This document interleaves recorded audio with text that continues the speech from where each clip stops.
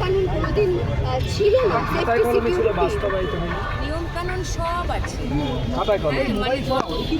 ফেডারেশনের সঙ্গে যে প্রডিউসার্সদের যে ইম্পা, তারও কিছু আমি যতটুকু জানি তারও কিছু লিখিত নিয়ম আছে।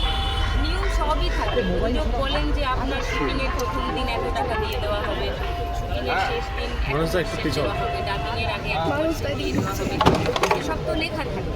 কিন্তু তারপরেও তো অনেক সময় পাই না। তা বলে কি আমরা কাজ থামিয়ে দিই? আমি কি একটা শুটিংয়ে গিয়ে যখন একটা লোকেশন ভাড়া করে 50 জন কি 100 জন বলা কুশলী 10 জন অভিনেতা মিলে কাজ করছে, আমি কি গিয়ে বলতে পারি আমার টাকাটা আমি পাইনি, আজকে শুটিংটা আমি আর করবো না, ওটা শুটিংটা বুঝতে দেবো?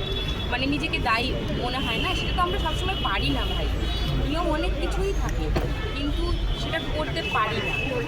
আপনাদেরও তো নিশ্চয়ই অফিসে কোম্পানিতে কিছু রুলস রেগুলেশনস আছে, সব কিছু কি 100% সবসময় মানা হয়? মানা হয় না।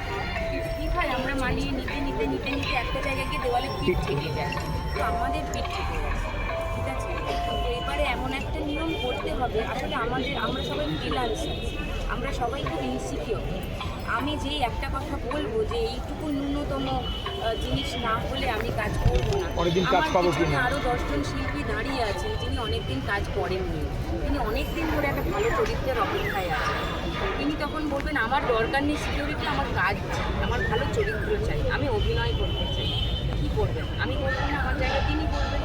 তো তিনি ওই চাইবার জায়গাতেই হয়তো নেই, হয়তো তিনি তার মার্কেট তাকে সেই জায়গা দেয়নি, মিডিয়া তাকে সেই জায়গা দেয়নি অতটা ঘনিষ্ঠভাবে কথা বলার।